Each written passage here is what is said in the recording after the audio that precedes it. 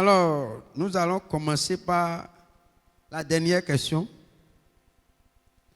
Le pasteur Blaise Roméo Koudéouin a demandé, est-ce que tout le monde est en train de comprendre le message de la révolution spirituelle ou tourner? Parce qu'il faut comprendre la vision du mouvement chrétien pour la vision céleste. L'objectif, c'est la révolution spirituelle. C'est la transformation radicale pour la restauration de l'évangile vrai. Alors, donc, la question est au bon endroit et nous pouvons répondre pour dire assurément que, comme le Seigneur a déjà dit que celui qui prêche la parole, il est comme un semeur. Et quand il prêche, quand il sème, qu'il dorme ou qu'il veille, la parole, la semence va germer, n'est-ce pas? Quand on sème, que le semeur veille ou qu'il dorme, la semence va pousser. Et nous avons déjà les retours de ça. Parce que si nous, avant que nous ne commencions cela, nous savions, nous avons vu le paysage, nous savons ce que Dieu nous a donné de constater sur les chaînes de radio, les messages, tout ça là. Mais aujourd'hui, il est clair que si quelqu'un fait attention par rapport au message qui se prêchait, par exemple, sur Maranatha, nous avons constaté aujourd'hui, il y a beaucoup de prédicateurs qui sont en train de changer le format de leurs messages. Quelqu'un a remarqué ça? Est-ce que quelqu'un a remarqué ça? Que Dieu vous bénisse. Ceux qui suivent régulièrement Maranatha vont constater. Moi-même, j'ai commencé par constater. Quand j'écoute, il y a des gens, des pasteurs que j'écoutais avant.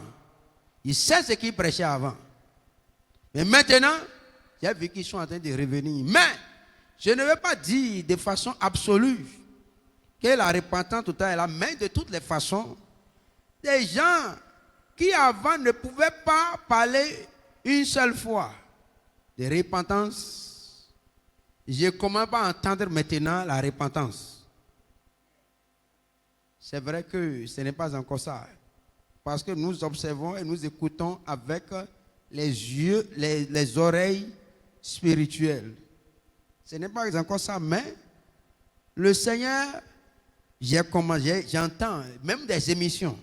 Il n'était pas même des émissions que j'écoute et c'est exact. J'ai dit, le Saint-Esprit me dit, tu as vu? Et au travers de ces choses, Dieu nous donne l'encouragement de persévérer. Nous savons que nous avons choisi la bonne part et la bonne part ne nous sera point ôtée. Alors, de toutes les façons, nous ne pouvons pas évaluer, l'homme ne peut pas évaluer l'impact. Lorsque vous prêchez l'évangile et vous prêchez la vérité, vous ne pouvez pas évaluer, l'homme n'est pas en mesure d'évaluer tout l'impact que cela peut avoir sur les vies. Seul Dieu a la mesure exacte de l'impact. Ce qui est sûr, Dieu donne mais une assurance dans mon cœur. Dieu me dit toujours, arrivé au ciel, tu verras les résultats de tes œuvres. Et je vais vous dire, si quelqu'un ici il prend l'engagement d'embrasser la révolution spirituelle, la vision céleste, cette vision que Paul avait, cette vision qui est totalement déconnectée, comme il a dit, et je l'ai dit, au cours d'une des conférences pour dire quoi, il faut faire un exercice. Lorsque vous regardez le ciel, faites un essai de regarder le plafond. Regardez le plafond. Vous avez regardé? Regardez le plafond. Comme vous êtes en train de regarder le plafond comme moi, est-ce que vous avez vu le sol? Voilà. Maintenant, regardez le sol. Comme vous regardez le sol, est-ce que vous voyez le plafond? C'est comme ça. Celui qui voit le ciel ne voit plus la terre. Et celui qui voit la terre aussi ne voit pas le ciel. Les deux sont opposés. C'est deux visions diamétralement opposées. Et les deux se combattent. Comme la chair doit toujours combattre l'esprit. La chair combat le spirituel. C'est pourquoi tu vas voir un ministère basé sur le Saint-Esprit sera combattu par un ministère qui est basé sur la chair. Il n'y a rien à faire. Un ministre de l'évangile qui a dit maintenant, moi je ne veux plus marcher par la chair. Je vais exercer par l'esprit. Il sera combattu par des ministres charnels. Ils servent la chair. Pourquoi? Parce que la chair ne peut pas supporter la vérité. La vérité blesse la chair. La chair ne peut pas la supporter. Et c'est ça, il dit, quand nous retournons dans Galates 4 que nous avons lu ce matin. Qu'est-ce qu'il dit?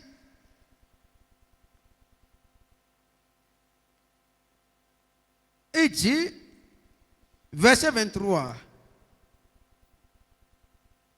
Mais celui de l'esclave naquit selon la chair, et celui de la femme libre naquit en vertu de la promesse.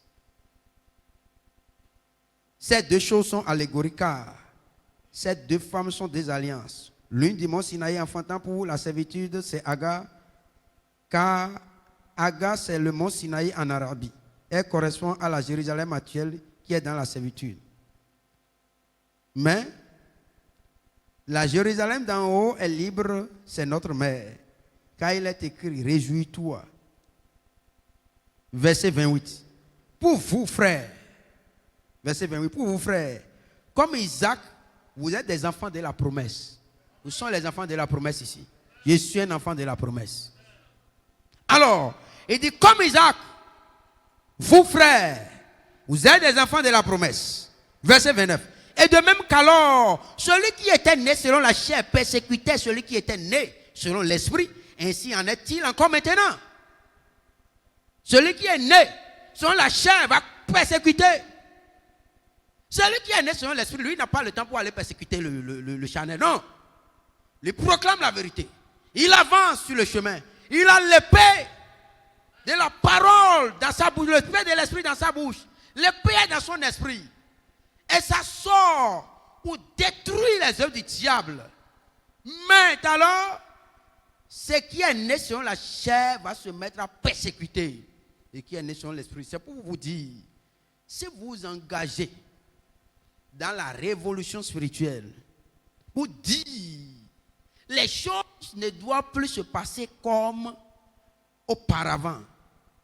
Nous allons retourner de façon radicale à la Bible, à la parole authentique de Dieu, non édulcorée. Lorsque vous dites ça, il n'y a rien à faire.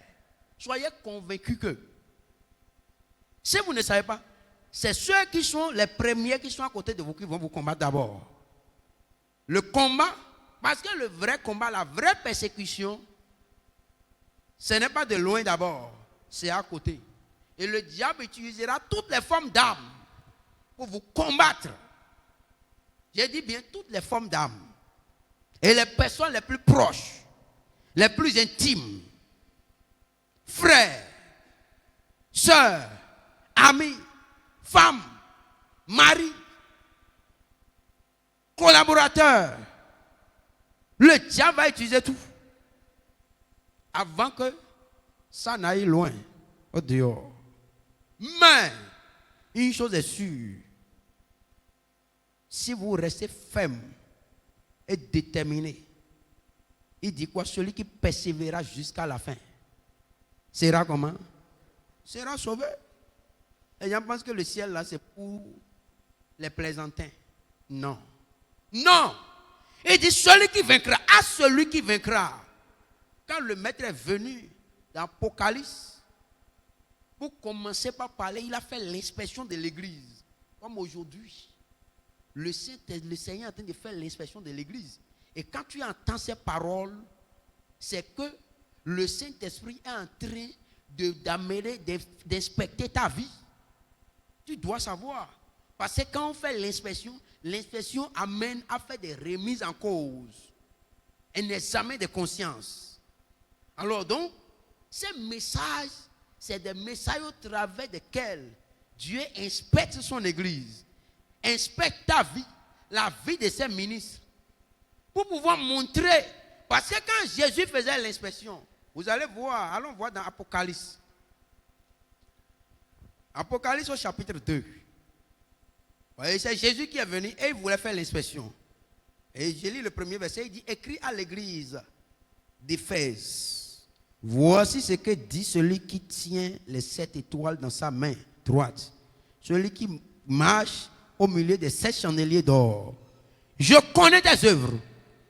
Tout ce que tu fais, tout ce que je fais, tout ce que nous faisons, soit en secret ou en public, tout est connu de Jésus. Oui ou non? Tout ce que tu penses dans ton cœur, c'est connu de Jésus. Et si nous comprenons que c'est ce qui est caché que Dieu va juger, alors chacun de nous va expérimenter une repentance profonde. Ce n'est pas ce que tu fais devant les hommes. Non. Ce n'est pas ce que je fais devant vous ici. Ça veut dire quoi? Si je viens ici et je vous dis des choses, et dans le secret, je fais autre chose, ça veut dire que je suis l'homme le plus insensé, le plus bête du monde. Vous comprenez? Ça veut dire que si toi tu te tiens devant les gens et tu vas dire quelque chose, tu vas faire autre chose, comme on dit, comme les gens ont l'habitude de dire, faites ce que je vous dis, mais ne faites pas ce que je fais. Écoutez, ça c'est les insensés. La Bible dit que les insensés, ils rejettent la vérité. C'est ceux qui aiment la mort. C'est eux qui font ça. Mais, regardons ce que la Bible nous dit dans Ecclésiaste, au chapitre 12. Il dit, verset 15 à 16. Écoutons la fin du discours. Crains Dieu et observe ses commandements. C'est là ce que doit faire tout homme. Verset 16. Car Dieu amènera toute œuvre en jugement au sujet de tout ce qui est caché, soit bien, soit mal. Alléluia. C'est pourquoi, tout à l'heure, quand quelqu'un dit, il ment, je dis non, je ne vais pas croire que quelqu'un mente en disant qu'il veut faire non. Parce que si on dit par exemple, est-ce que tu es prêt pour qu'on fasse là et que tu penses que autre chose dans ton cœur, mais tu dis autre chose, tu ne sais pas peut-être la gravité de ce que tu fais. La Bible dit que Dieu va amener en jugement les choses cachées. Ce n'est pas ce qui est dehors, tout le monde voit. Quelle est la chose la plus cachée? C'est ce qui est dans ton cœur. Avant d'aller à ce que tu fais dans ta chambre, ça là n'est pas plus caché que ce qui est dans le cœur. Et la Bible dit que Dieu va amener ça en jugement. Vous avez déjà pensé ça?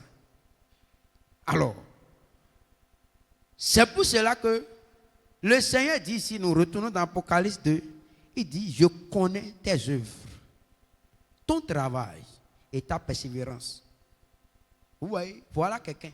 L'église d'Éphèse, par exemple, est une église qui continue le travail. Cette église continuait pas à travailler. L'église ne s'est pas reposée. Et il dit quoi? Regardez. Il dit, je connais tes œuvres, ton travail et ta persévérance. L'église a persévéré. Il dit, je sais que tu ne peux pas supporter les méchants, que tu as éprouvé ceux qui se disent apôtres et qui ne le sont pas, et que tu les as trouvés menteurs. Jusque-là, c'est bon, non? Ou bien, c'est de bonnes notes, non? Que Jésus donne, non? Ok, continuons. Que tu as de la persévérance, ça aussi c'est positif. Ou bien, que tu as souffert à cause de mon nom, intéressant. Ou bien, et que tu n'étais point lassé, magnifique. Ou bien, il dit, mais, attention, le mais, il faut tout faire pour éviter le mais. Le main est dangereux. Ce main-là, c'est un main dangereux.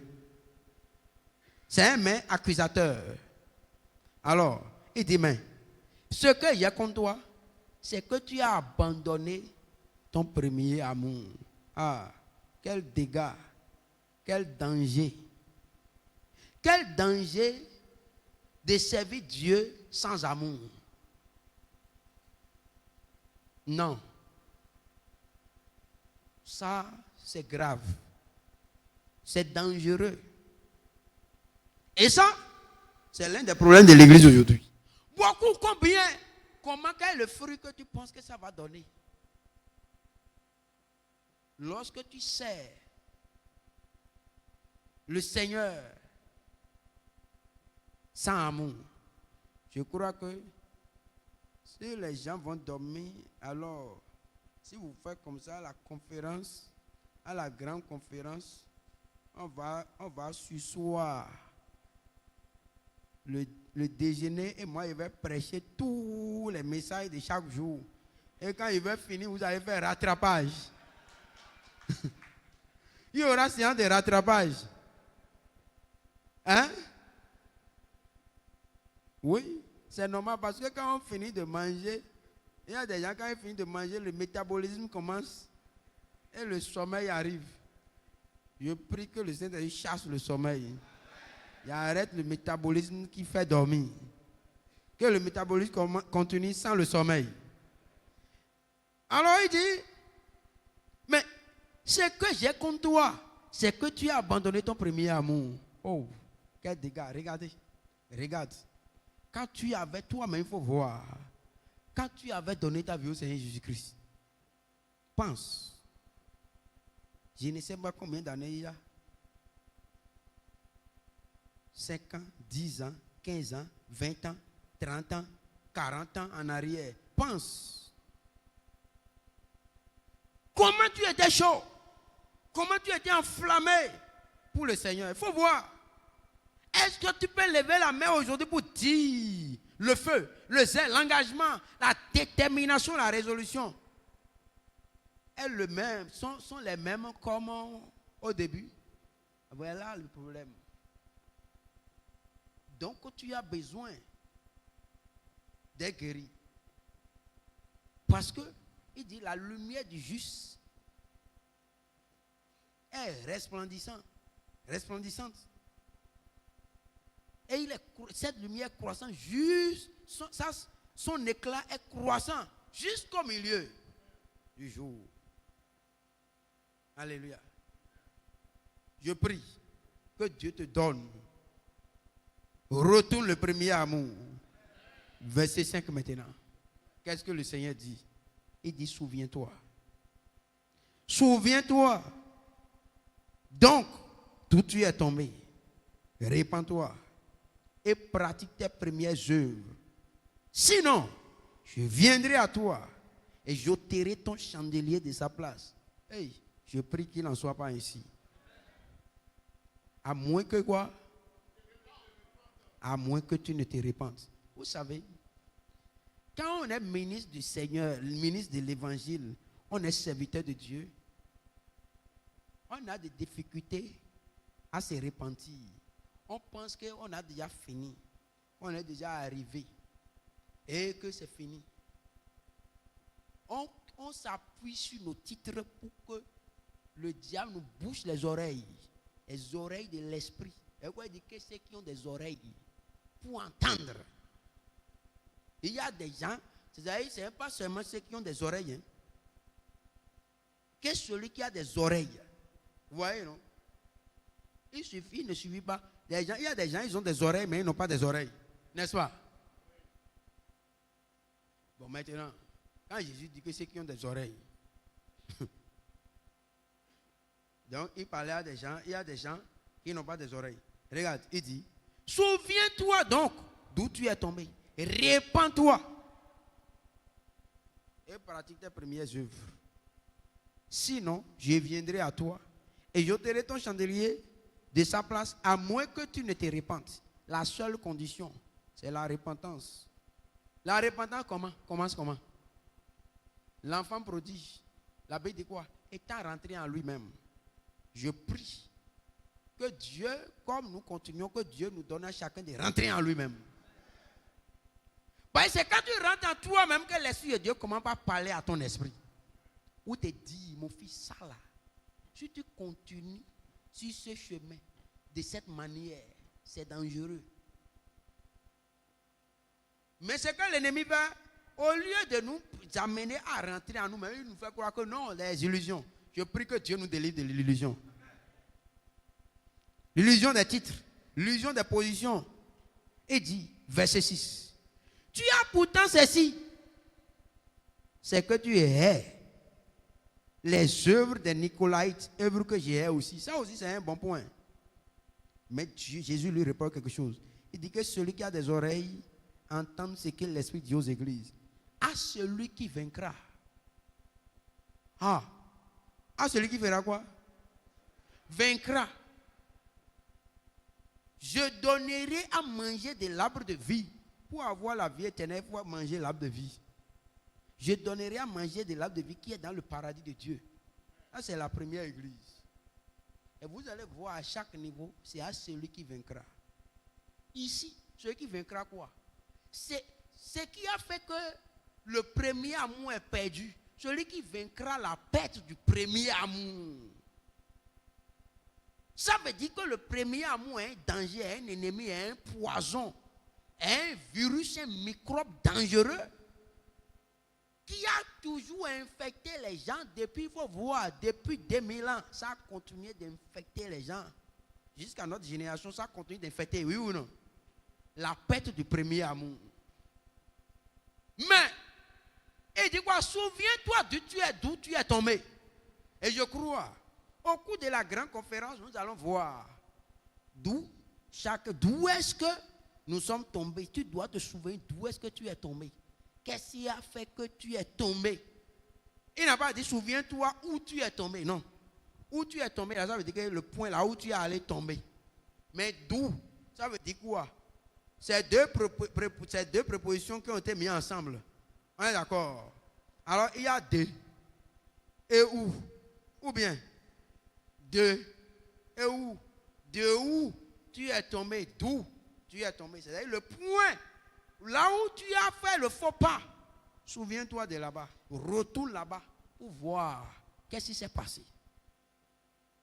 Véritablement. Et c'est là que tu pourras vraiment, si je vais continuer, je ne vais pas pouvoir répondre aux questions. Je vais voir comment on va agencer les deux pour finir. Alors, quand nous regardons quand vous prenez l'église de Smyrne,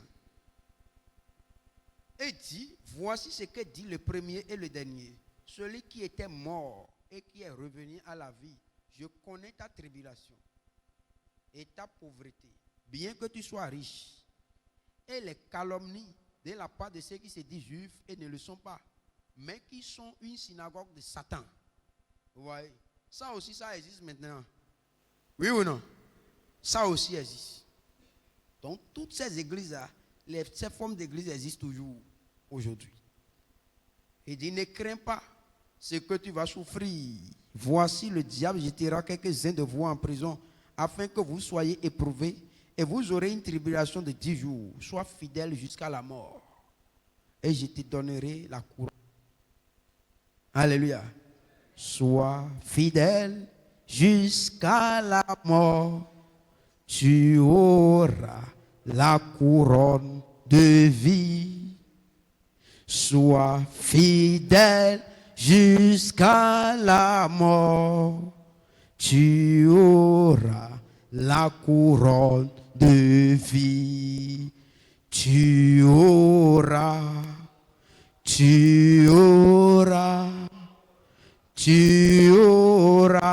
la couronne de vie.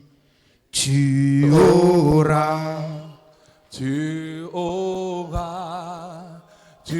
auras la couronne de vie. Sois fidèle jusqu'à la mort. Tu auras la couronne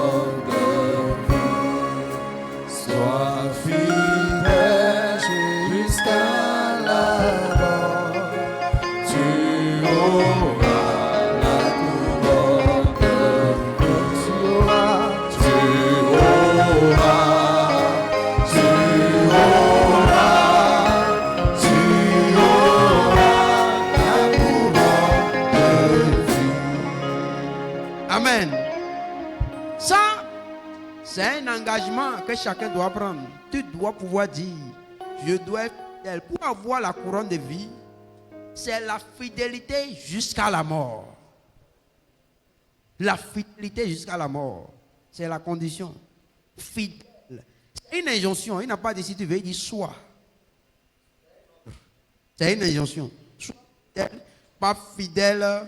Je suis fidèle le matin, à midi, à 10 heures. Je ne suis pas, je suis infidèle.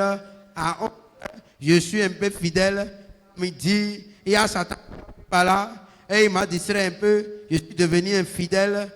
À 14 heures, bon, comme j'ai mangé, maintenant, je ne suis plus fidèle. À 17 heures, la fidélité est venue. Et à minuit, les démons sont venus encore. Et j'ai perdu la fidélité. Non. Ça, c'est grave. Parce que tu ne sais pas quand est-ce que le maître va revenir, ou bien tu sais. Donc, c'est fidélité jusqu'à la mort. Fidélité constante, fidélité permanente, fidélité régulière, fidélité tous les jours, jusqu'à la mort. Et là, tu auras la couronne de vie. Je ne veux pas travailler inutilement. Non. Si tu viens, les gens ont posé la question, maintenant, comment je fais? Oui.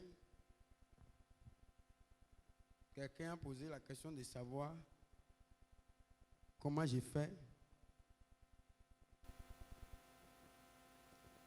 Alors, beaucoup ont posé cette question. Hein.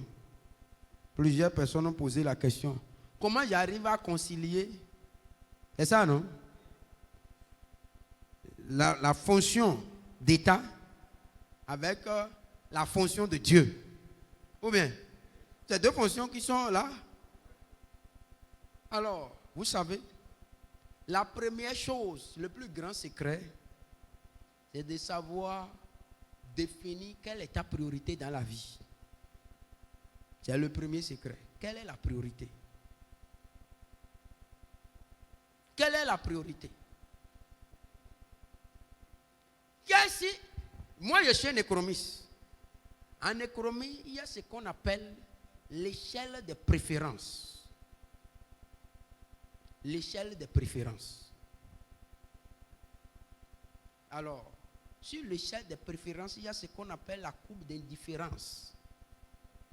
Ça veut dire que sur l'échelle de préférence, les priorités, les satisfactions suivantes sont classées par ordre croissant. Donc, la courbe d'indifférence, c'est l'ensemble des points qui se situent au niveau de la plus grande satisfaction, sur la courbe qui se trouve sur la plus grande satisfaction. C'est-à-dire quoi? L'échelle des préférences, c'est une échelle sur laquelle on a plusieurs niveaux de satisfaction. Mais, suivant les choix que tu fais, il y a une satisfaction. Et c'est là que les priorités seront définies. Ça veut dire quoi? Ta priorité, la définition de la priorité dans la vie est fondamentale pour chaque homme. D'abord. Et lorsque tu viens à Christ, quoi qu'en soit ce que tu fais, la définition de la priorité, tu dois savoir. C'est quoi il dit? La première des choses, c'est quoi? Quand tu es venu à Christ, toi tu es venu à Christ.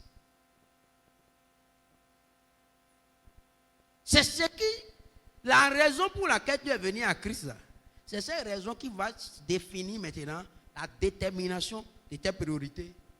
Et c'est ça qui va orienter maintenant la façon dont tu vas courir derrière tes priorités. Est-ce qu'on me suit là? Alors, donc, comme je l'ai dit, je disais ce matin que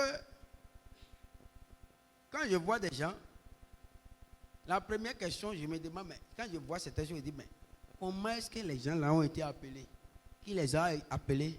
Et ils ont été appelés à quoi? Pour quel but? Regardons. Moi, je suis appelé à quoi? Je sais que je suis appelé à quelque chose qui est très élevé. 1 Jean 2, verset 25. Il dit, et la promesse qu'il nous a faite, c'est quoi? La promesse qu'il nous a faite, c'est quoi? C'est la vie éternelle. La vie éternelle. La promesse qu'il nous a faite, c'est la vie éternelle. Si moi je suis venu à Christ, ce n'est pour rien d'autre. Ce n'est pas pour le travail, ce n'est pas pour l'argent, ce n'est pas pour mariage, ce n'est pas pour femme, pour enfant, ce n'est pas pour maison, voiture, ce n'est pas pour n'importe quel plaisir dans ce monde. Non. Si c'est pour ça, c'est même pas pour combattre les sorciers, pour que les sorciers ne me tuent pas. Mais de toutes les façons, que les sorciers te tuent, tôt ou tard, tu vas mourir quand même. Vrai ou faux? Donc, même si c'est pour ça là que tu es venu à Christ, donc tu n'as rien fait encore. Hein. Ce n'est qu'un reportage. Ou bien, ce n'est qu'une situation en différé. Ou bien, si les sorciers ne te tuent pas aujourd'hui, oui, Christ aussi protège contre la sorcellerie, c'est bien. Mais de toutes les façons, un jour là, tu vas quitter. Ou bien, hein? Donc, si c'est à cause de ça que toi tu es venu à Christ, donc tu n'as rien compris. Donc, c'est même pas pour ça. Si c'est pour la guérison, de toutes les façons. Jésus dit, si c'est ton bras droit, vous avez vu, non? Vous ne verrez pas, dans la Bible là, on a dit que tous les anges sont en joie au ciel parce qu'un paralytique marche, un aveugle voit, un sourd entend, un muet parle, un mort ressuscite. Jamais. Et lorsqu'un seul pécheur se répand. Pourquoi? Parce que le paralytique peut marcher et c'est ce pied-là, il va prendre pour aller traverser la clôture de quelqu'un, aller voler, aller en enfer.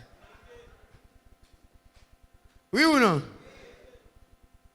L'aveugle, ses yeux peuvent s'ouvrir, c'est avec ses yeux, maintenant il va commencer à convoiter les femmes, aller commettre adultère, aller en enfer. Oui ou non? Bon, maintenant, donc c'est pourquoi ça là, si ça là ne préoccupe pas le ciel. Vous comprenez? C'est que si c'est pour tout ça là alors, que quelqu'un est venu en Christ, donc c'est l'erreur. Ça doit changer. Donc la seule chose pour laquelle moi je suis venu en Christ, c'est la seule chose que je ne peux pas obtenir sans Christ. La seule chose que personne ne peut obtenir sans, toutes les autres choses on peut obtenir sans Christ. Hein? Ou bien, est-ce qu'avant l'arrivée de Christ sur la terre, là, est-ce qu'il n'y a pas de résurrection de mort? Oui ou non?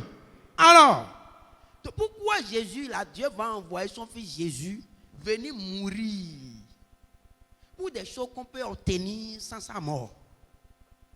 Ça a des sens? Ça n'a pas de sens. Les gens faisaient commerce, ils trouvaient l'argent.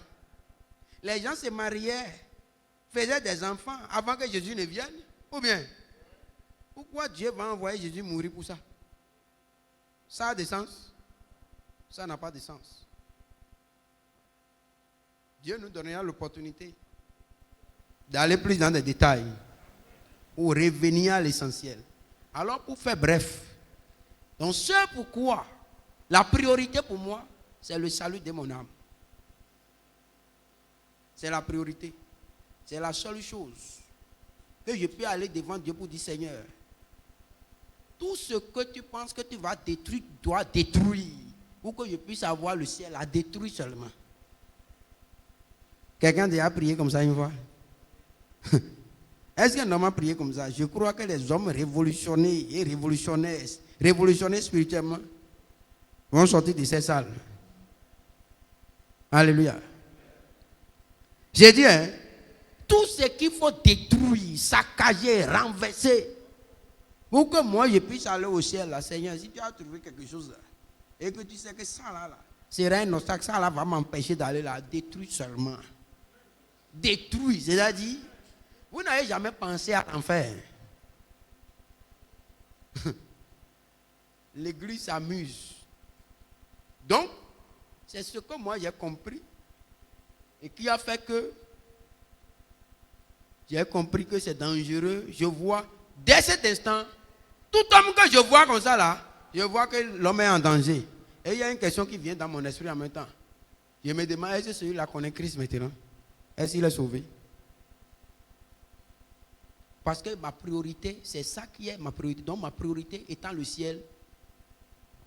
Que tout le monde connaisse Jésus. Parce que je vois que le monde est tombé comme dans un océan.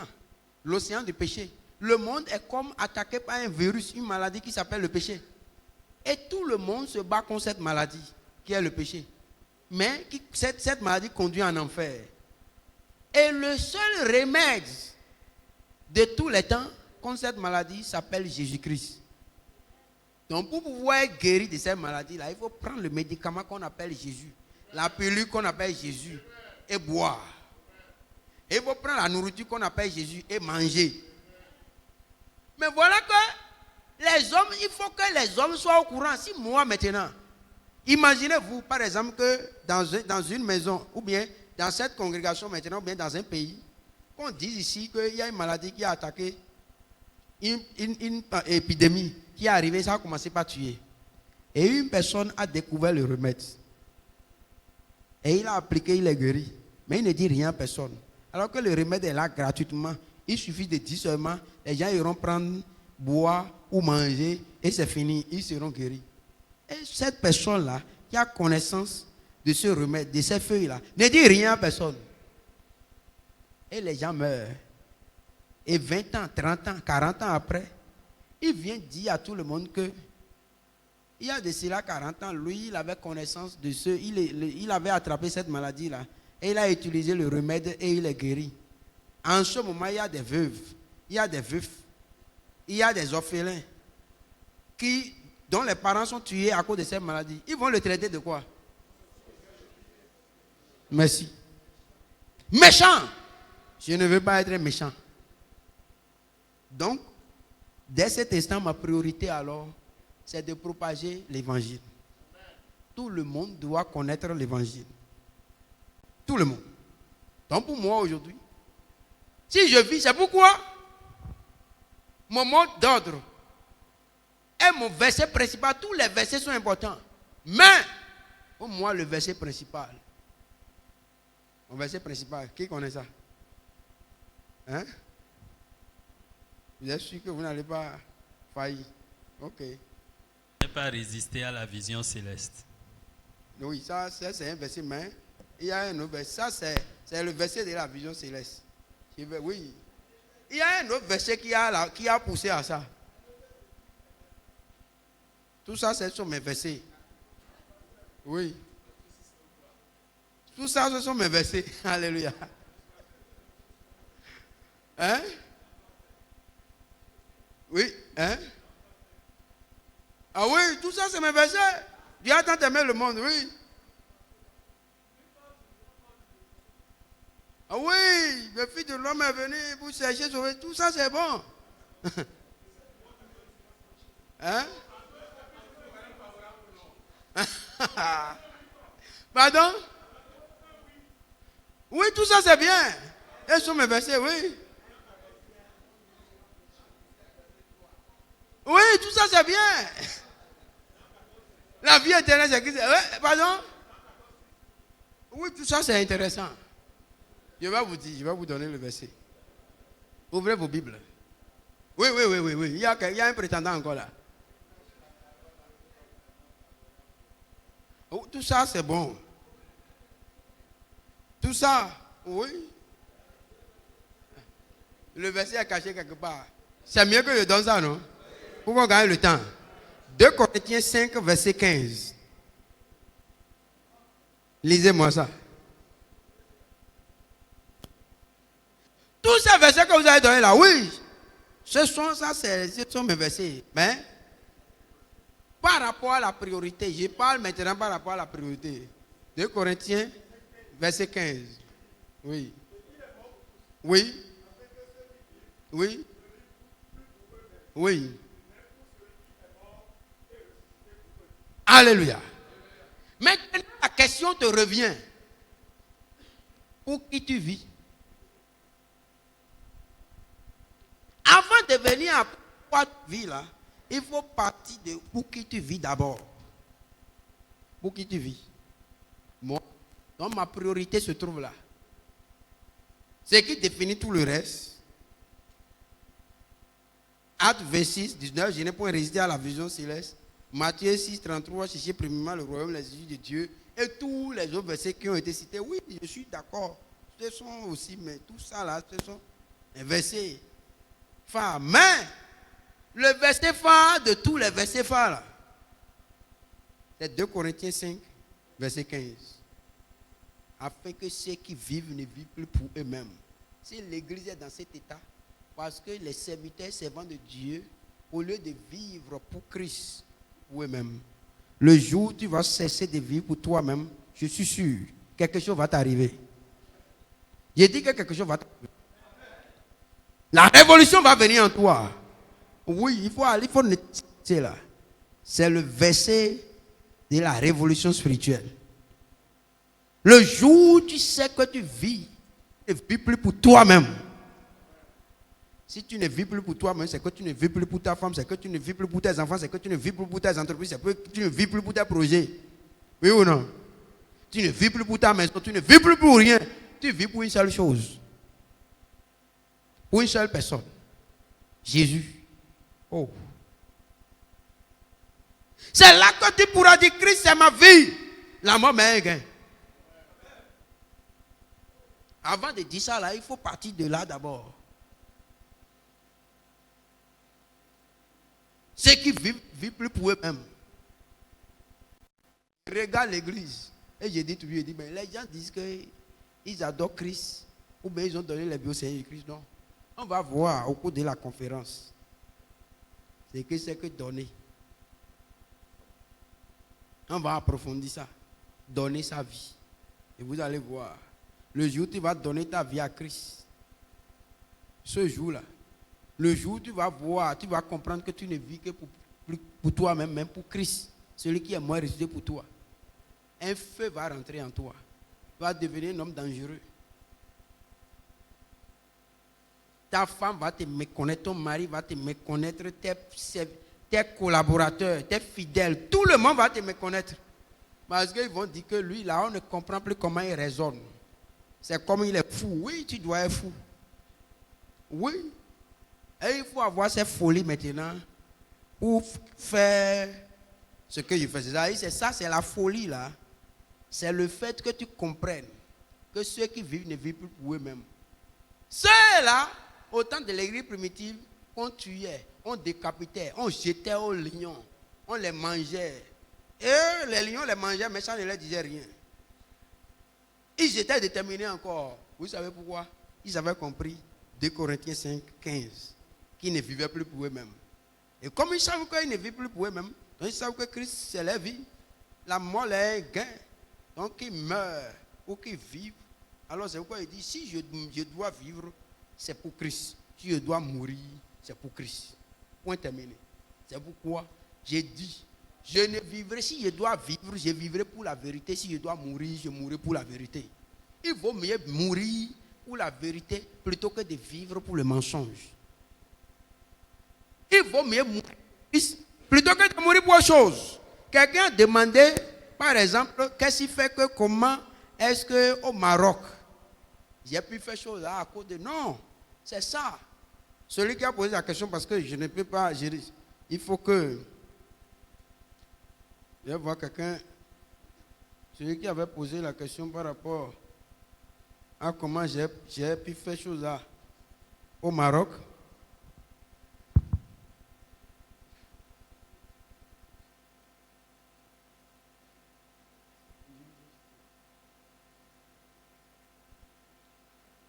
Alors, donc, quelqu'un avait demandé comment se fait-il que... Comment il a pu faire chose là au Maroc? Pour le dire, le premier secret, c'est quoi? C'est toujours ça. 2 Corinthiens 5, 15. Au Maroc, je sais que je ne vivais plus pour moi-même. Je ne vivais plus pour moi-même. C'est pour Christ que je vis. Alors, je me rappelle que mes collègues en son temps là, ils m'avaient demandé, 3 fois, ils ont fait réunion. Première fois, et ils ont dit, bon, tu sais, nous sommes venus ensemble ici, et ce n'est pas bien si quelque chose t'arrive maintenant. On va dire, nous là, on est où pour que cela t'arrive, tout ça là, donc ce n'est pas bien, l'esprit de groupe, tout ça là. J'ai rejeté tout ça. Ils ont fait une deuxième réunion. Et ils ont maintenant, le jour-là, ils ont fait du bruit. Quand ils ont dit comment, j'ai dit non, on est venu, j'ai dit qu'on est venu en détail, on n'est pas venu en gros. Et ils ont fait du bruit. Après, ils ont fait une autre réunion. Et ils ont dit non, ce que tu fais là, ce n'est pas bien. Ils ont fait du bruit, ils ont dit les choses, tout ça là. J'ai rejeté ça. Troisième réunion maintenant, ils sont venus gentils, ils sont devenus gentils. Et ils ont dit bon, tu sais, nous sommes des frères. Et nous savons que même si ta vie, nous savons que ta vie ne te dit rien. Mais au moins, pense à ta maman.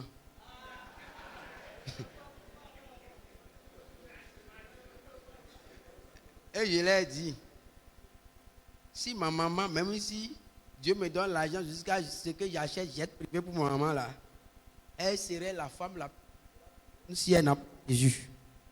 Pour cette raison, si c'est ma mort qui va engendrer son salut là, donc je suis prêt pour cette mort. En même temps, ils ont dit, oh, il faut le laisser, il est devenu fou. J'ai dit, voilà, il fallait me laisser. Je suis fou. Il fallait me laisser, je suis fou.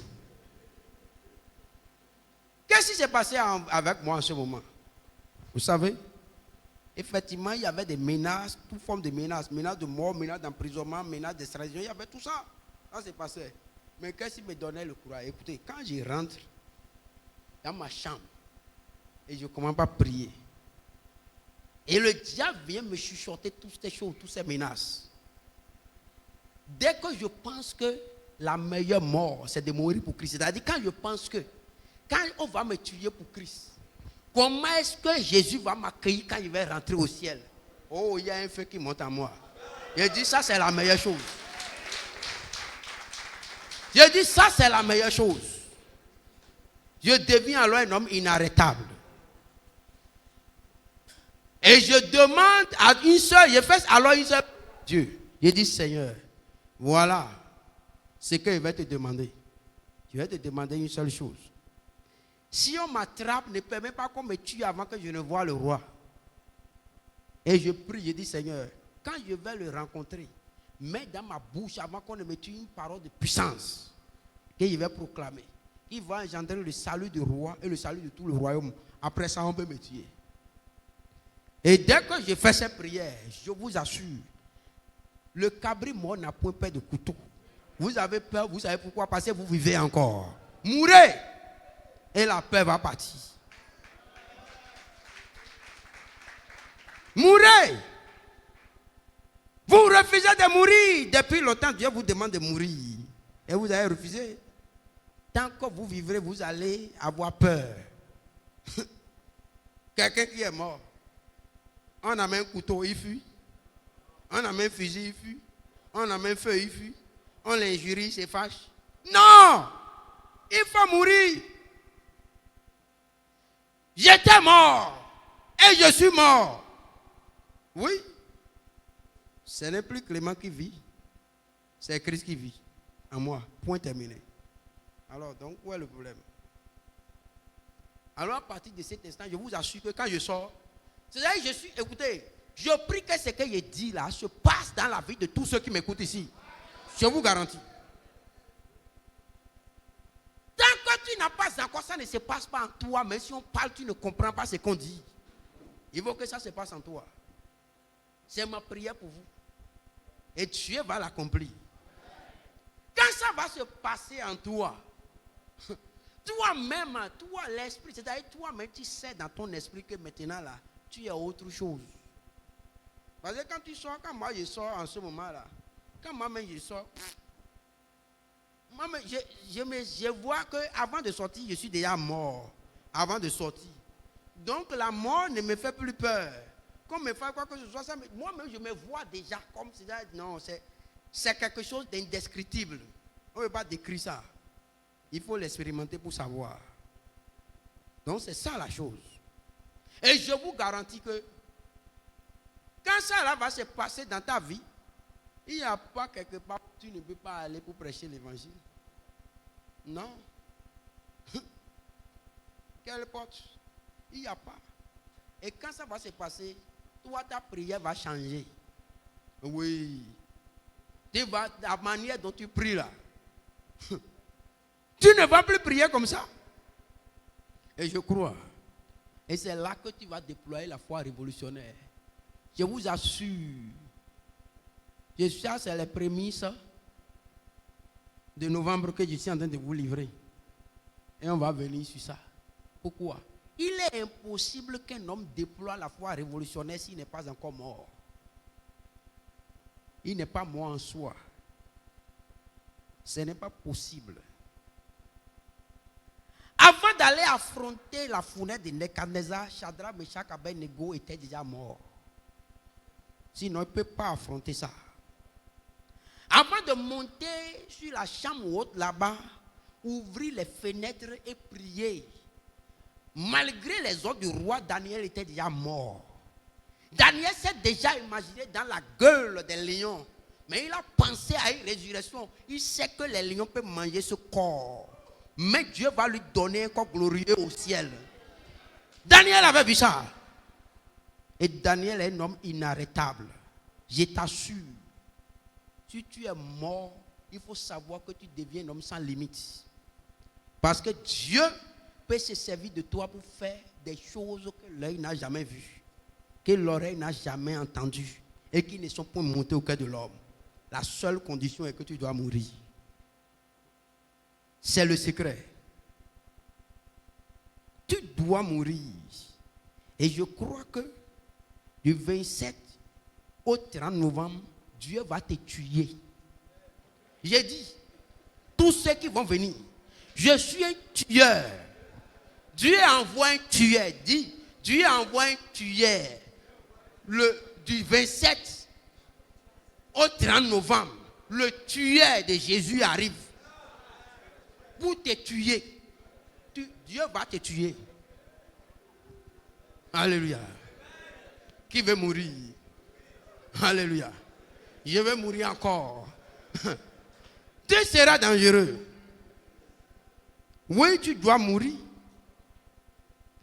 C'est-à-dire, ce qui va se passer en novembre, quand les choses vont commencer à sortir, Dieu va commencer par couper chaque partie de ta vie.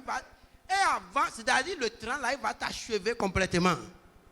Dis, Dieu, viens m'achever. Au nom de Jésus-Christ. Ça, c'est le secret. Quand Dieu va te tuer, c'est terminé. Satan lui-même, il sait que ça maintenant, c'est un danger qui arrive. Oui, parce qu'il est déjà mort. Satan, tu peux lui faire peur avec quoi maintenant? Il est déjà mort. Donc Satan, c'est à ce moment que Satan sera dépouillé. Pour que Satan soit dépouillé dans la vie d'un homme, il faut que l'homme la meure d'abord. C'est pourquoi il dit qu'il a dépouillé les autorités, les dominations. Il les a livrées publiquement en spectacle pour dépouiller. Jésus lui-même, il a fallu qu'il meure, oui ou non? Avant que Jésus n'aille à la mort de la croix, il a fallu que lui-même meure d'abord. Ah oui. C'est pourquoi cette mort, c'est un mort qui est lié à un combat terrible. Le combat de Gethsémani. Qu'est-ce qui doit mourir? Ta volonté doit mourir. Ton moi doit mourir. Tous tes désirs doivent mourir. Tes choix doivent mourir.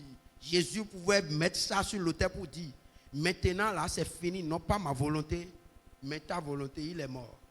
C'est fini. Il est mort.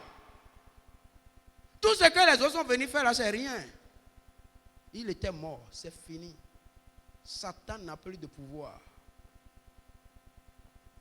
Je prie que Dieu opère cela en toi. Et Satan n'aura plus de pouvoir. C'est à partir de cet instant que ta vie va faire trembler l'enfer. Satan lui-même, quand il s'assoit, je suis convaincu que quand Satan s'assoit et mon dossier arrive sur sa table, lui-même il met point ici, il fait ceci jusqu'à, il calcule. Et il dit, comment ce monsieur-là, il a un problème pour moi. Alléluia. Je sais ça. Dieu me dit. Et je prie que tu deviennes un problème pour Satan. Alors, c'est à cause de ça. C'est suite à ça, au fait, c'est cette opération que Dieu a faite dans ma vie qui m'a amené à cette phrase que je dis toujours. Nous n'avons rien à perdre dans ce monde. Rien à perdre. Oh bien papa, rien à perdre. Rien. Et je dis, la seule chose que tu perds dans ce monde, c'est ce que tu refuses de sacrifier pour Jésus. Si tu as refusé de sacrifier quelque chose pour Jésus, tu l'as déjà perdu. Va écrire ça, écris ça. Ce que je refuse de sacrifier pour Jésus, c'est la chose que j'ai perdue. Mais ce que tu sacrifies pour Jésus, tu l'as gagné. Alors quand un homme vient au point de comprendre ces choses, de quel côté Satan peut le prendre? Vous avez pensé? Pourquoi? Le secret dans ça là, c'est quoi? C'est ce que j'ai dit, le raisonnement. Il y a un raisonnement de la foi qui est dans mon esprit. Et je vais vous déployer ça. Du 27 au 30. Il y a un raisonnement. Et ce raisonnement est tel que, quoi qu'en soit le tableau que Satan va présenter, c'est que tu es toujours vainqueur. Vous avez déjà pensé, un homme qui pense que quoi qu'en soit ce que Satan fait, il sera vainqueur dans ça. Vous ne comprenez pas, hein? Hein? Quoi qu'en soit la situation, quoi qu'en soit ce qui lui arrive, il sait que il sera du côté de la victoire. Ah oui, c'est ce qui était arrivé à Paul. C'est pourquoi, libre, Paul est vainqueur. Enchaîné, il est vainqueur. En prison, il est vainqueur. Face à la mort, il est vainqueur. Tout chaud, il se voit vainqueur. C'est terminé. Un homme comme ça, là, il vaut mieux le fuir, il vaut mieux le laisser tranquille. Quand vous avez vu un homme comme ça, il faut plus perdre votre temps parce que c'est vous qui serez les perdants. Celui qui veut le combattre là, il a déjà perdu avant que le combat ne commence. C'est clair. Mais il n'y a pas quelque chose que tu puisses faire pour enlever ce qu'il y a en lui, ce qui brûle en lui là. Là où il veut aller, c'est là-bas il va arriver. Il n'y a rien à faire. Tu ne peux pas enlever ses convictions de son cœur. Il est déjà mort. Et il sait qu'il voit dans tous les tableaux. Je prie, Dieu va faire cette opération. Alors donc, la première chose, comme il a dit, c'est la priorité. Il faut définir ma priorité, c'est quoi? Je vis pour Christ. Je ne vis plus pour autre chose. Donc, la vision céleste, c'est la priorité. D'accord. À partir de cet instant, le reste maintenant, c'est quoi? C'est la gestion du temps. Parce que tout le monde a 24 heures dans une journée. Et le temps est un facteur de production. Lorsque tu as affecté 8 heures de temps, quelque chose, les 8 heures ne sont plus disponibles dans les 24 heures. Ou bien? Donc c'est comme ça. Si toi tu as choisi de dormir pendant 8 heures de temps, ça veut dire que tu as pris le tiers déjà de la journée pour dormir. Ou bien, il reste 2 heures, il reste 2 tiers. Les 2 tiers, tu fais quoi avec? Les 2 tiers. Tu vas prier pendant combien de temps? Tu vas travailler pendant combien de temps? Je vais faire l'évaluation pendant combien de temps? Ça maintenant c'est la répartition. C'est à toi de choisir. Mais moi, je ne sais pas. J'ai dormi pendant 8 heures de temps maintenant. Je crois que ça dépasse au moins 25 ans. Hein. Ça dépasse 25 ans. Oui? Hein? 8 heures de temps. Non, ça ce n'est pas normal. Tu es malade, que Dieu te délivre. Ça ce n'est pas normal. Hein? Bon, on va voir ça après. C'est pas normal. Tu dors pendant 8 heures, c'est quoi ton problème? Ton travail s'appelle dormir. C'est ta profession ça? Je n'ai pas encore vu dans le CV de quelqu'un, on a dit sommeillard. Tu as vu ça quelque part? Non! C'est ça le problème. Satan va venir te dire, le sommeil est doux, dors encore un peu, dors encore un peu, dors encore un peu. Et toi, mais tu dors, tu es champion. Attends, tu as déjà vu champion du monde en sommeil? Non. Ça, c'est le problème. Tout le monde a 24 heures. C'est à toi de savoir comment tu vas gérer les 24 heures. Quel temps tu vas prendre pour lire la Bible? Quel temps tu vas prendre pour méditer? Quel temps tu vas prendre pour prier? C'est de ça qu'il s'agit. Alors, donc dans la gestion du temps, qu'est-ce que moi je fais? Je fais une chose à la fois. Premièrement, la définition, la priorité. La priorité, c'est quoi? C'est le ciel. C'est Christ. C'est le gain des âmes. C'est faire l'œuvre du Seigneur. C'est la priorité. La première, la priorité des priorités, c'est ça. Toutes les autres choses sont secondaires pour moi. Je dis bien, toutes les autres choses sont secondaires. Maintenant, lorsque cette priorité est définie, et que donc c'est cette priorité qui va déterminer même la gestion du temps. La troisième chose que je fais, c'est quoi? Je fais une seule chose à la fois. Une seule chose. Ça veut dire quoi faire une seule chose à la fois? Elle dit à quelqu'un un jour, je dis bon, regarde, j'ai fait une seule chose à la fois. Il dit comment? J'ai dit voilà ce que ça veut dire. Si je suis en train de travailler pour l'État, si je suis en train de travailler pour l'État, je travaille pour l'État. Si je suis en train de travailler pour Dieu, je travaille pour Dieu. Ça veut dire quoi? Si je suis en train de prier par exemple, ou bien je suis en train de prêcher, mes téléphones ne sont pas avec moi. Mes téléphones sont sur silencieux. Je ne veux pas que quelque chose puisse me distraire.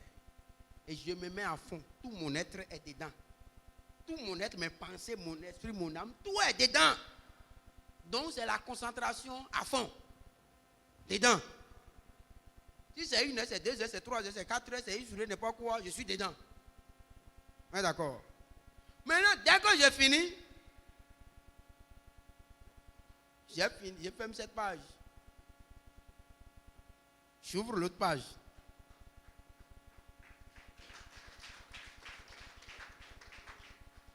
Dès que je finis, j'ouvre l'autre page. Je vais prendre mon téléphone pour voir quels sont tous les appels qui sont là. Les premiers appels qui m'intéressent, puisque là maintenant j'ai fini pour Dieu, non? Si quelqu'un m'appelle pour Dieu, pour ceci, cela, pardon, j'ai déjà fini pour ça là d'abord. Ça là est là d'abord. On est d'accord? Il ne faut pas venir me perturber. Comme je faisais pour Dieu là, je n'ai pas accepté que pour l'État, quelqu'un prenne pour l'État pour me perturber, non?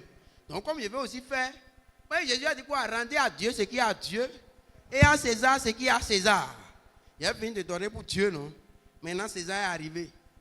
Je suis concentré aussi sur César. Donc si quelqu'un veut m'appeler là-bas, si je prends les appels en absence, je vais voir les appels qui ont rapport au service d'abord. Est-ce que le DG m'a appelé? Le DG, ainsi de suite, ou bien un agent m'a appelé, quelqu'un m'a appelé par rapport au service. Tout ce qu'il y a par rapport au service, j'ai fini de régler ça d'abord. Si j'ai fini de régler ça, maintenant je vais penser à autre chose. Ça veut dire quoi? Si je vais faire ça là, je me mets aussi à fond dans ce qu'il y a pour l'État. Et je vais m'assurer que je vais faire ça avec qualité et excellence. Pour que rien ne soit trouvé à redire sur mon Dieu. Et c'est comme ça que mon Dieu sera respecté. Et l'évangile que je prêche sera respecté. C'est quoi il dit toujours aux gens? Il dit non. Vous ne pouvez pas. Dieu n'est pas un Dieu de médiocrité. Non. Si tu dis, c'est quoi les gens, comme les jeunes, je les disais la dernière fois au camp. La Bible est claire. Et dit quoi? Regardons ce que le Seigneur dit dans Proverbe, au chapitre 9, 10. Il dit le commencement de la sagesse et la crainte de l'Éternel, et la science des saints, c'est quoi? C'est l'intelligence. La science des saints, c'est l'intelligence. Donc, si tu es saint, si tu as l'Esprit de Dieu, regardez Daniel. Pourquoi est-ce que Daniel... Mais le roi lui-même qui avait ordonné, quand les gens veulent aller jeter Daniel dans la fosse au lion, vous savez que le roi était triste, non bien? Le roi aimait Daniel pourquoi? Ce n'est pas à cause de son Dieu. Hein. À cause de quoi? Son intelligence. Ou bien, Daniel était... Le roi trouvait Daniel 10 fois plus intelligent que les sages et les satrapes de Babylone. Ou bien, oui, 10 fois. Donc quelqu'un qui est un enfant de Dieu, tu as l'esprit de Dieu en toi, tu as l'esprit supérieur. Donc tu dois être intelligent et plus intelligent que le monde. Un jour, je me rappelle, il y avait un débat, on était à une réunion. J'étais au port. En ce moment, comme inspecteur liquidateur et les gens, on a fait une réunion. Ils ont dit, oh, ils ont commencé par parler. Ils ont dit, oui. Ils ont commencé par m'attaquer. Le receveur était là. Ils ont dit que toi, tu ne viens pas là. Toi, tu fais ceci, cela. Et quand ils ont fini, je les regardais. Et quand ils ont fini, j'ai dit, bon, ok. Je prends la parole. J'ai dit, maintenant, là, avant que je ne continue, là. J'ai dit, moi, je suis sûr que ma Bible me dit dans Psaume 127, ici l'Éternel des armées ne bâtit pas la maison, les bâtisseurs travaillent en vain. S'il ne veille pas sur la cité, il va veiller le gardien. Alors, je vais vous dire que quand moi je vais faire 6 heures de temps dans la prière et venir faire 2 heures de temps ici, je suis convaincu que ce que vous n'avez pas pu faire en 10 heures de temps, en 2 heures, moi je peux faire avec Dieu. Et me regardait, il dit maintenant, pour aller plus loin, avant qu'on continue le débat, je vais vous poser la question. Qui est ici que je défie celui qui puisse me dire ici, qui travaille plus que moi? Quand moi je ne viens pas à l'heure là, qui travaille plus que moi? Et quand on va voir le nombre de dossiers que chacun traite là, je défie, je vais les battre tous. Alors, et le receveur même ayant compris, parce que lui il voit le travail de chacun, non? Il dit le débat est clos. Il dit on laisse ce débat. Et le débat est clos jusqu'à aujourd'hui. Alléluia. Alors, pour dire quoi? Quand on recrute quelqu'un, on te recrute dans ton entreprise. Celui qui t'a recruté dans ton entreprise, il t'a recruté pourquoi? Pour que tu viennes remplir les nombres d'heures ou bien que tu viennes accomplir une qualité, une quantité de tâches. C'est pour remplir des nombres d'heures. Tu peux rester là du matin jusqu'au soir et ne rien foutre. Quelqu'un peut venir faire 1 heure de temps et faire plus que ceux qui sont là depuis le matin, oui ou non? Oui. Je me rappelle, moi j'ai fait avec un DG, j'étais avec un DG. Il était musulman. Et maintenant quand moi je viens, j'étais dans son bureau particulier. Quand je viens, au début là, on travaille jusqu'à minuit, 1 heure, 2 heures, et je vais rentrer. Et il veut que je revienne encore à 8 heures. J'ai dit ça ne peut pas marcher. Il a dit, Satan, toi tu as trouvé cette ruse où tu es ma vie de prière. Pour que je ne prie pas, j'ai dit, tu as menti. Je vais prier, caca. Et alors, je prie. Maintenant, je viens au bureau et il fait du bruit. Je rentre dans mon bureau comme il sait que c'est Satan. Il sait que ce n'est pas lui-même. La Bible est claire, vous ne comprenez pas. La Bible dit que nous n'avons pas lutté contre la chair ni contre le sang. Il y a des enfants de Dieu. Tout problème qui arrive là, il faut savoir que la base là, c'est spirituel. Ce n'est pas l'homme qui est devant toi. Il faut casser la tête au démon qui est derrière lui là. Qui est en train de l'utiliser par procuration. Le diable travaille par procuration. Oui ou non? Il faut déchirer la procuration que le diable lui a donnée. Et exposer Satan. Alors, je suis rentré. Il a dit, vous les démons qui êtes dans cette administration ici là. Vous qui voulez. Il dit, l'enfant qui a refusé que sa maman ne va pas dormir, mais ne peut pas dormir. J'ai dit, pour cette raison-là, depuis le sommet de ces bâtiments jusqu'à la fondation, je mets le feu sur vous maintenant, vous n'aurez pas la paix. Quand vous voulez tuer ma vie de prière là, j'ai ici là que je vais régler vos problèmes.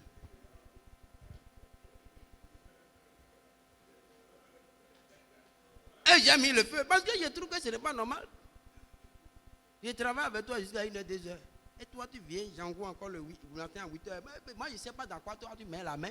C'est que tu laves le matin avant de venir, ou bien. Et moi, je vais rentrer à 1 heure, 2 heures, dormir. 4 heures, ce n'est pas 4 heures ou bien 3 heures là qui est mon problème. Mais quand est-ce que je vais prier? Ah non, ce n'est pas normal. Ça, c'est la chose qu'il ne faut pas me prendre.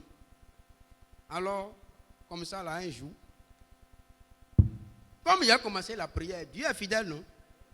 Un jour, il était en train de parler, je suis venu comme ça, là, il est en train de faire du bruit, là. Et Dieu va susciter son adjoint pour dire, mais il faut voir, le jeune homme travaille beaucoup. Mais pour qu'il soit efficace, laisse-le se reposer. Tu as appris ma défense. N'est-ce pas? Si tu es fidèle, Dieu prendra toujours ta défense. Il n'y a rien à faire.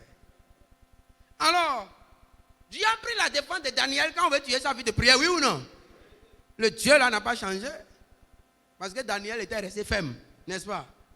Si tu restes ferme, Dieu va te défendre. Mais si tu es un lâche, Dieu va t'abandonner. C'est pourquoi il a dit dans Apocalypse 21, verset 8, que les lâches iront en enfer. Dieu n'a rien à foutre avec les lâches. Il n'a rien à foutre avec les lâches. Alors, donc, comme ça là maintenant, qu'est-ce qui se passe?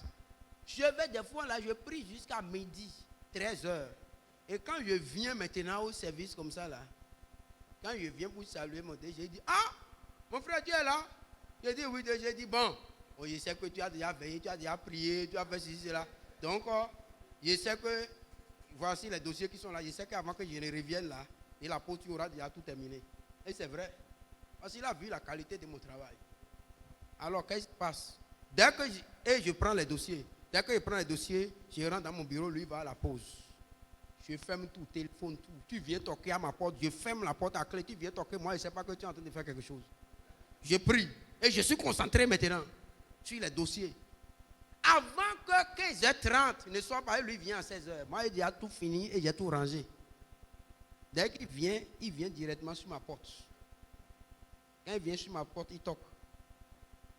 Je ouvre et dit, c'est pour te dire que je suis là. 5 minutes après, je le rejoins dans son bureau. Je suis à côté de lui.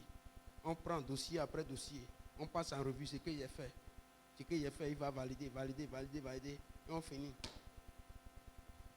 Regardez, qu'est-ce qui va se passer? Tous les vendredis, il va m'amener dans un restaurant. À cause de lui que moi j'ai connu les restaurants, Tiranga, ceci, cela, je ne connaissais pas. Et quand il m'amène, bon, on me dit qu'il reste 10 minutes. Hein. Vraiment. Maman, je ne comprends pas. Le temps est déjà parti comme ça. Hein? Le temps est parti comme ça. Oh, c'est terrible.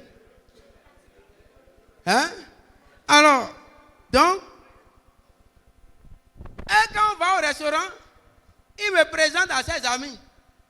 Regardez, je vais vous dire une chose. Il y a une chose que Dieu m'a apprise. Tu perds ton temps à chercher à plaire aux hommes. C'est-à-dire, si tu cherches à plaire aux hommes en désobéissant à Dieu, tu es dans un piège. C'est pourquoi la Bible dit que la crainte des hommes tend un piège. Parce que ce qui va se passer est qu'à la fin, là, tu finiras par déplaire aux deux personnes à la fois. Aussi bien déplaire à Dieu et déplaire aux hommes. C'est clair.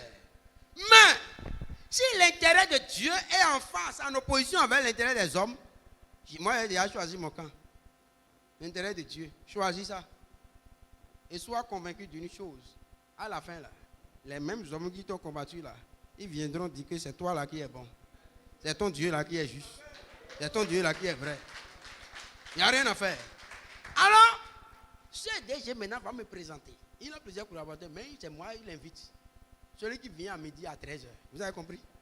Ceux qui viennent à 8h, il ne les invite pas. Et c'est moi, il invite. Je suis retardataire, je ne suis pas retardataire. Je viens à l'heure de Dieu. Jésus vient en retard? Jamais. Je viens à l'heure de Dieu. Là où Dieu est prêt pour travailler avec moi. Mais si je venais avant, là, Dieu ne sera pas prêt pour travailler avec moi. Parce que j'allais courir de la maison sans Dieu. Je vais laisser Dieu à la maison. Dieu va dire, bon, comme tu m'as laissé à la maison, je reste là et quand tu vas partir seul, cogner la tête et débrouiller au service, là, tu vas revenir peut-être me voir là-bas.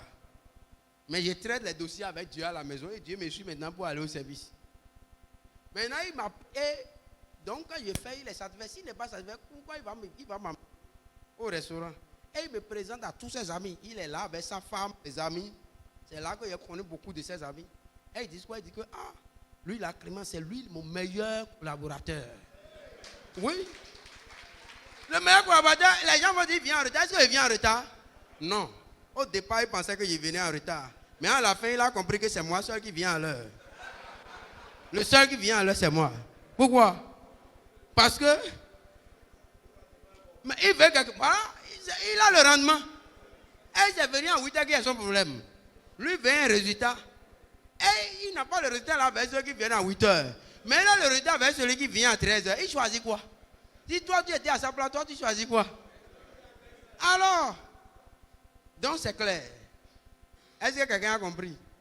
Bon, je crois que le temps là, le temps est trop parti. Ils ont dit que le temps est parti.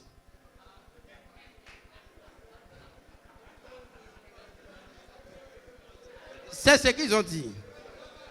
Hein? Pardon?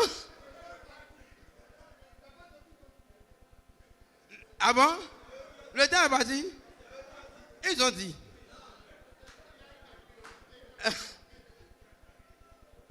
Alléluia. En tout cas, je sais que du 27 au 30, là, ça va chauffer. Ça va chauffer. Ça va chauffer. Alors, donc, il y a beaucoup de questions ici alors auxquelles je ne pourrai pas répondre comme le temps est parti. Mais, ce que je vais dire, il y a quelqu'un qui a demandé que lui, il a la volonté maintenant, avec ce qu'il a entendu là, il est prêt à mobiliser les gens. Et maintenant, et si ces moyens n'est pas, si beaucoup de gens sont motivés maintenant pour venir et que ces moyens ne suffisent pas, je prie que comme tu as cette volonté-là, Dieu va te donner des moyens au-delà de toute mesure. Dieu va te surprendre. Je connais le Dieu que je sers.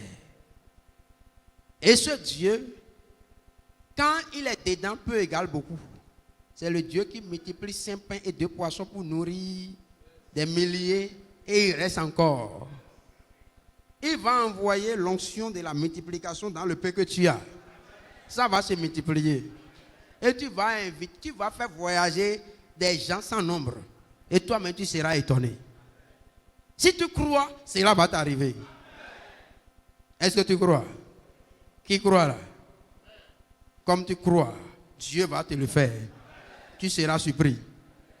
Donc, pour ceux qui ont déposé des questions par rapport à ce qu'on amène, qu'on aille au nord, d'autres ont demandé Kandi, Bani Kwara, tout ça là. Je crois que si Dieu nous fait grâce, et si Jésus tarde à venir, certainement, par la grâce de Dieu, l'année prochaine, puisque la réclamation pour le nord, ça continue de venir. Et comme le Bénin ne s'arrête pas seulement à Cotonou ici, donc c'est une réclamation légitime. Dieu vous donnera la solution. Au nom de Jésus-Christ. Alors c'est que moi je vais vous demander. Ça veut dire que ceux qui ont fait cette réclamation doivent me faire une promesse. Vous allez mobiliser tous les 2 nord. Vous allez vous entendre avant de quitter ici. Et vous-même, vous allez choisir le centre. Où est-ce qu'on va rester? Mais moi, je vois déjà que là où on peut rester, Parakou, c'est bon, non? Hein? Hein? C'est le centre, non? Ou bien? Voilà. Donc, on va faire une grande conférence là-bas. Mais, hein? Amen. Mais là, ça veut dire que, au moins là, il y a combien de pasteurs? On peut trouver combien de pasteurs, serviteurs de Dieu, pasteurs, prophètes, docteurs dans tous les 2 nords? 4 nords. Boakwa, Libori, Atakura, Donga. Au moins 5000.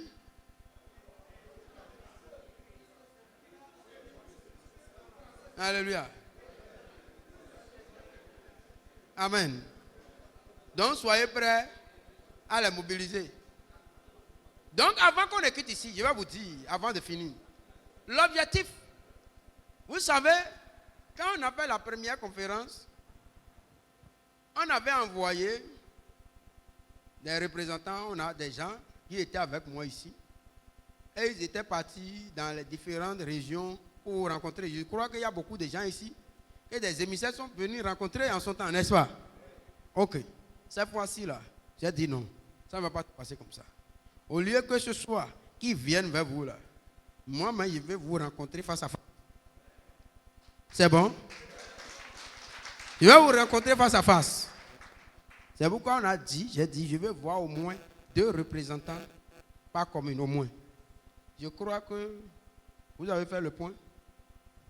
C'est pourquoi tout à l'heure, je vais venir vers toi et je vais te saluer pour te dire bonne arrivée. Et la puissance te sera transmise. Au nom de Jésus-Christ. Tu vas recevoir le feu.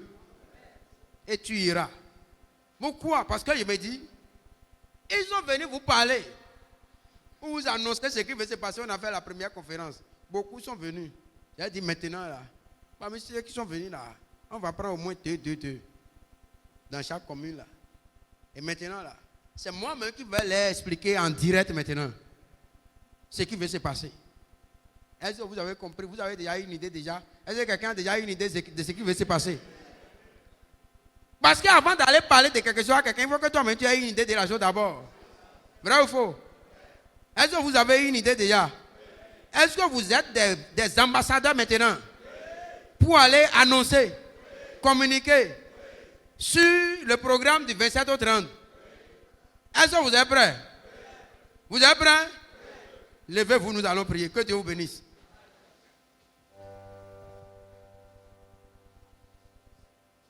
Seigneur éternel Dieu, je vais te dire infiniment merci pour ta grâce dans la vie de tous tes ambassadeurs que tu as appelés ici pour aller annoncer ce programme, cette vision, la révolution spirituelle. Je prie mon Dieu, mon roi, que tu embrases les vies, que le feu qui vient d'être allumé, comme ils seront en train de rentrer chez eux, que ce feu continue par s'intensifier.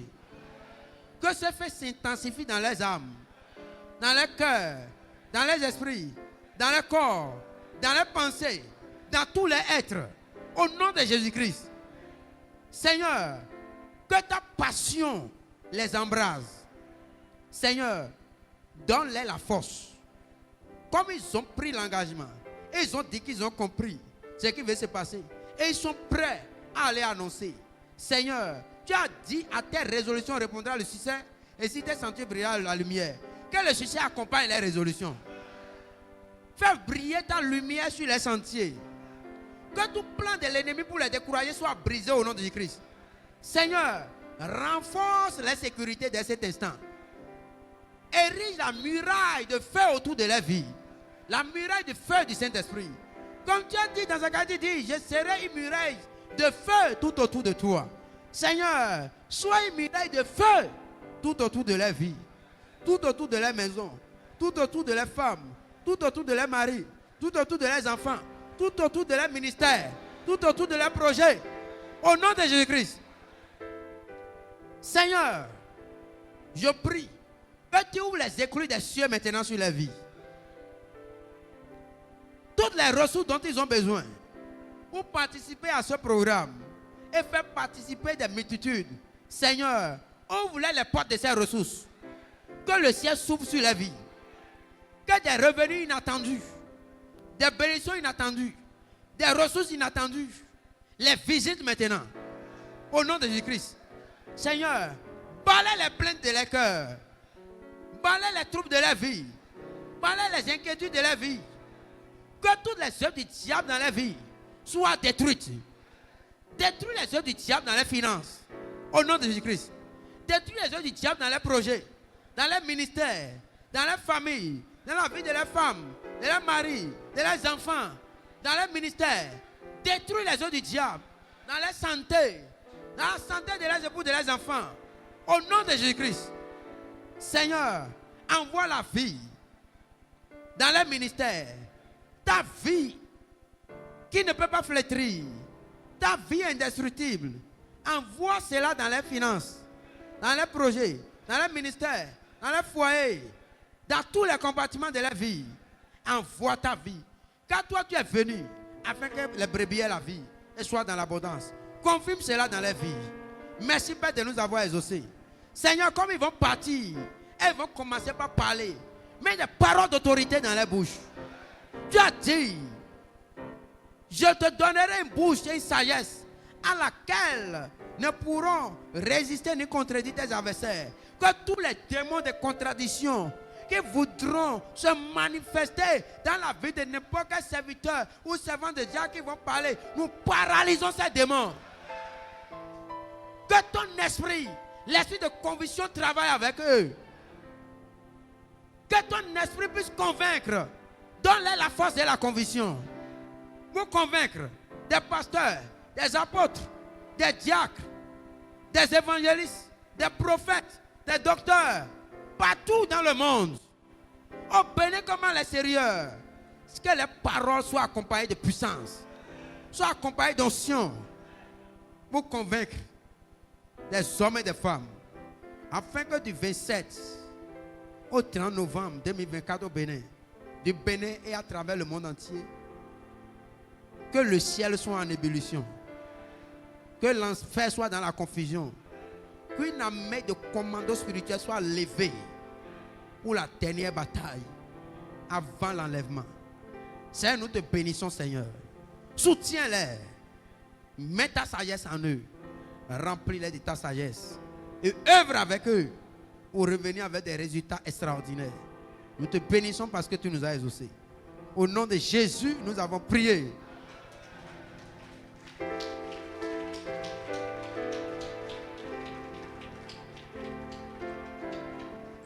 Alors, j'ai oublié une question. Quelqu'un a demandé si j'appartiens à une dénomination. Oui, j'appartiens à une dénomination. Celui qui a posé la question, il a compris, non? Parce que la personne a demandé, quand j'ai parlé de dénomination, qu'est-ce qu'il veut dire? J'ai dit clairement, le ciel, nous travaillons non pas pour une dénomination, mais nous travaillons pour Jésus-Christ. Je crois que c'est compris. Mais pour moi, les dénominations, c'est comme les assemblées locales, où on doit pouvoir, c'est un lieu d'adoration, un rassemblement d'adoration. Donc c'est tout à fait normal. Il n'y a rien d'anti-biblique dedans. Mais le tout dépend de ce qu'on en fait. Oui. C'est comme Dieu t'a donné des yeux, des oreilles, des mains, tout. C'est Dieu qui a donné. Mais les mêmes choses, les mêmes membres que Dieu t'a donné là, tu peux utiliser pour faire la volonté de Dieu, comme tu peux utiliser pour faire la volonté de Satan. Donc tu peux utiliser pour pécher. Donc les dénominations, quand nous prenons l'église des Sades, des Smines et fait tout ça là, c'est comme des dénominations, n'est-ce pas? Mais quel était le but? Le tout dépend du but du combat que l'on mène. Que Dieu vous bénisse.